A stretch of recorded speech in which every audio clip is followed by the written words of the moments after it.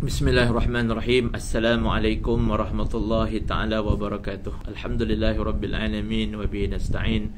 Wassalatu wassalamu ala rasulil amin Sayyidina Muhammad wa ala alihi wa sahbihi wa sallim ajma'in. Rabbi syrah li sadri wa yassir li amri wahlul 'uqdatam min lisani yafqahu qawli, amma ba'd. Apa khabar tuan-tuan dan puan-puan, muslimin dan muslimat yang dirahmati Allah? Alhamdulillah, hari ini bersama lagi dengan saya untuk sesi tazkirah sempena dengan Ramadan Al-Mubarak yang dianjurkan oleh pihak surau. Mudah-mudahan kita ucap tahniahlah kepada seluruh jawatankuasa surau, daripada pihak pengurusi serta seluruh jawatankuasa serta Imam Bilal, dan juga tuan-tuan dan puan-puan ahli qaryah sekalian. Mudah-mudahan Ramadan kali ini adalah satu Ramadan yang begitu bermakna kepada kita, lebih-lebih lagi dalam suasana PKP. Maknanya saya kira mungkin tuan-tuan, mungkinlah dalam hidup kita mungkin kali ini saja peluang untuk kita dapat sepenuhnya di rumah. Jadi kita dapat rehat yang cukup, dengan itu kita dapat baca Quran dengan sebanyaknya, dapat zikir dengan sebanyaknya. Kita tak sibuk untuk ke hulu dan ke hilir, ke sana dan ke sini. Jadi kita kekal just stay at home, kekal berada di rumah, ikuti saranan pihak berkuasa. InsyaAllah Allah SWT akan bebaskan kita daripada COVID-19 ini, insyaAllah. Baik, hari ini saya nak kongsi dengan tuan-tuan dan puan-puan sebuah hadis daripada Ibnu Mas'ud radhiyallahu an berkata, Rasulullah sallallahu alaihi wa alihi wa baraka wasallam pernah bersabda, salasun man ruziqahunna faqad ruzika khairad dunya wal akhirah. Ada tiga, salasun man ruziqahun, siapa yang Allah anugerahkan kepada dia. Tiga perkara ini. Nampak? Tuan-tuan tengok macam mana Rasulullah SAW, gaya Rasulullah SAW bersabda.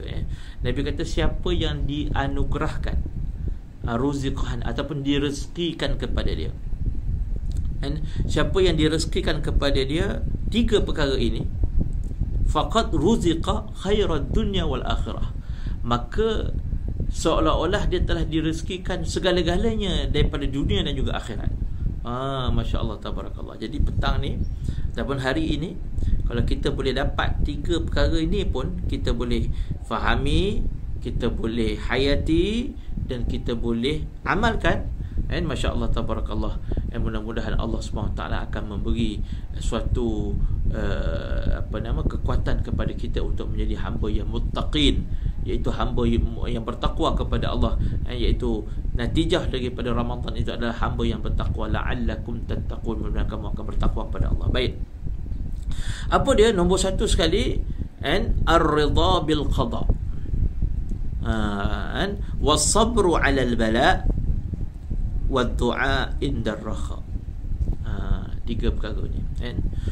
Nombor satu, kata Nabi SAW, siapa yang dapat tiga perkara ini, dia dapat lebih baik daripada dunia dan akhirat. Apa dia? Nombor satu, ar-ridha bil qada, ridha dengan qada dan qadar Allah Subhanahu wa ta'ala. Masya Allah, tabarakallah. Tuan-tuan, nak ridha dengan qada dan qadar Allah Ta'ala ini, sebab itu Allah bagi ganjaran begitu besar, lebih baik daripada dunia dan akhirat, sebab benda susah.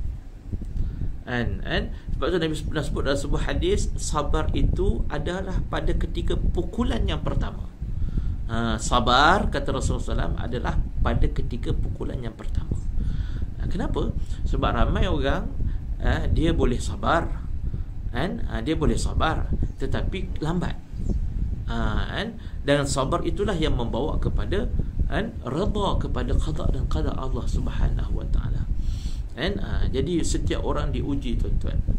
Allazi khalaqas samawati wal ard, Allah Ta'ala yang mencipta langit dan Allah sebut allazi khalaqal mauta wal hayah liyabluwakum ayyukum ahsanu amala.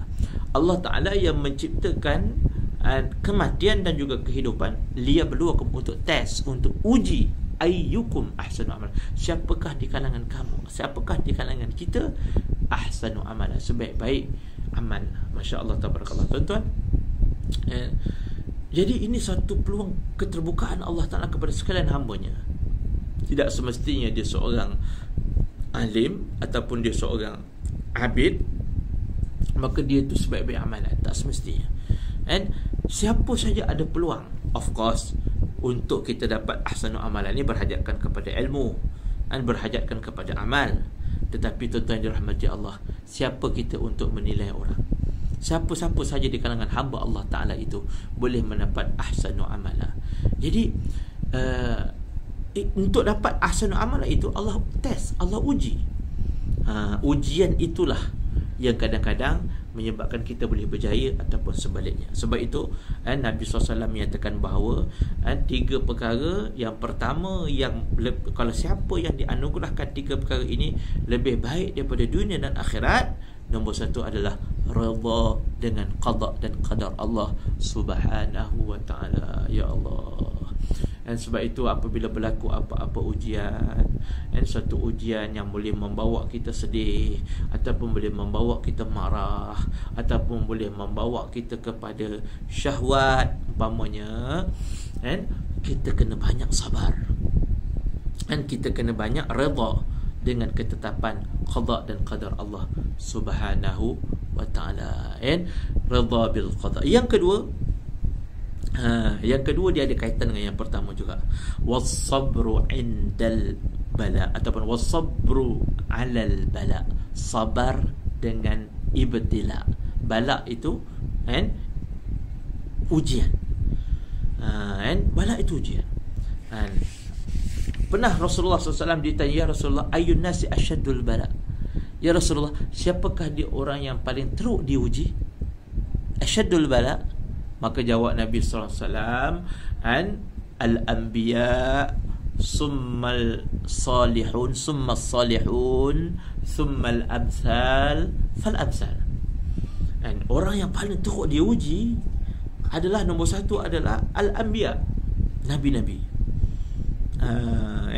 Nabi-nabi. Sebab itu tuan-tuan yang dirahmati Allah SWT, Allah anugerahkan kepada banyak nabi-nabi, rasul-rasul, kisah-kisah yang Masya Allah tabarakallah, yang dahsyat ujiannya. Nabi Muhammad SAW dahsyat ujiannya.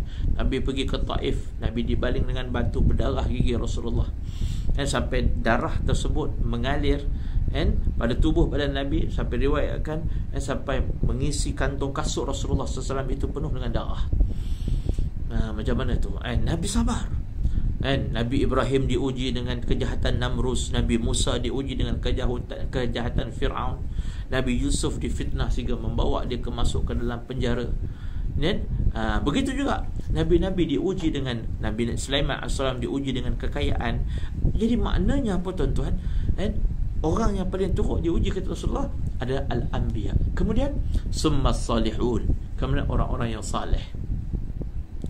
Saleh, orang baik-baik dia akan diuji. Allah akan uji orang baik-baik. Masya Allah tabarakallah. Orang baik-baik akan diuji dengan macam-macam, difitnah, dimaki, dihamun.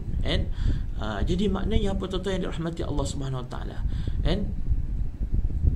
Orang Allah akan uji para nabi, summa salihun summa al-amsal fal amsal. Maksudnya ikut tahap. Jadi sabru indal bala, kita kena sabar. Innallaha ma'as sabirin. Allah sebut Al-Quran, a'udzubillahi minasyaitonir rajim, ya ayyuhallazina amanu ista'inu bis sabri was salah innallaha ma'as sabirin. Wahai orang yang beriman, ya ayyuhallazina amanu ista'inu, minta tolonglah, bis sabri was salah, dengan sabar dan juga salat. Minta tolong dengan Allah. Maknanya kita kena ingat, orang yang sabar itu dia sedang minta tolong dengan Allah SWT. Hati-hati. Bisabri wassalah, dan juga salat dengan semayang.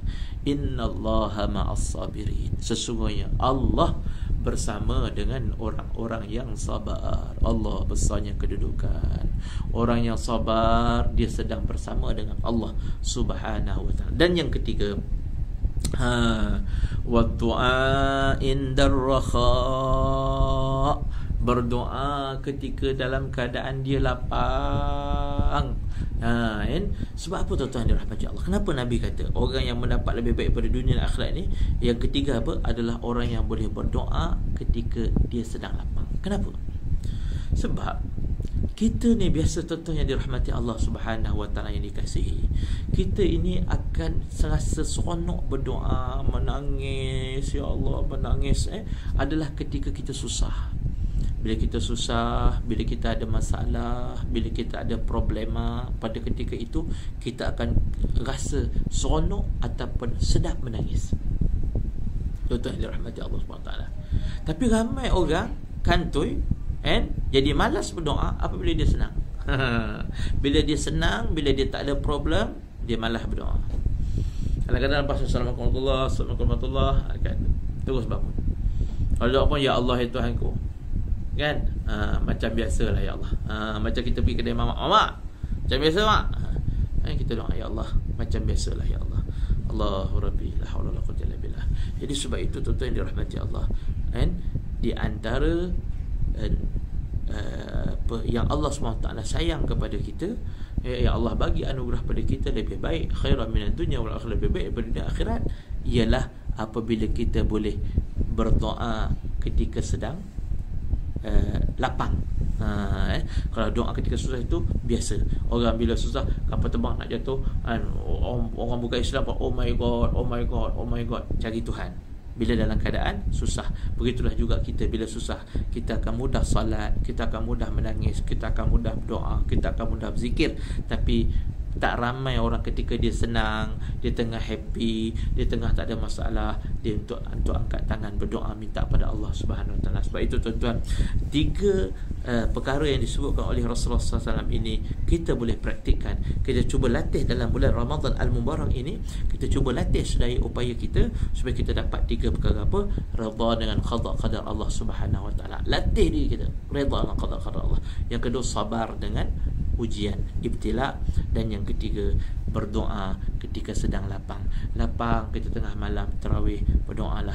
Kita ada peluang tahajud, berdoalah. Kita ada peluang waktu duha, berdoalah. Kita ada peluang lepas asar, berdoalah. Kita ada peluang yang lapang, sebaik-baiklah, sebaik-banyak kita berdoa. Mudah-mudahan Allah Subhanahu Wa Taala merahmati kita semua. Yang baik dari Allah, tak baik itu silap dan salah saya. Terima kasih kepada pihak surau, jawatan kuasa surau, dan juga Imam Bilal dan semua yang terlibat dalam menjayakan program ini. Mudah-mudahan Allah Subhanahu Wa Taala merahmati kita semua dan anugerahkan kita Ramadan ini Ramadan yang paling bermakna dalam hidup kita. Aku qouli hadza, nastaghfirullahal azim li wa lakum. Wassalamu alaikum warahmatullahi taala wabarakatuh. Salam Ramadan, Ramadan Karim. Allahu akbar.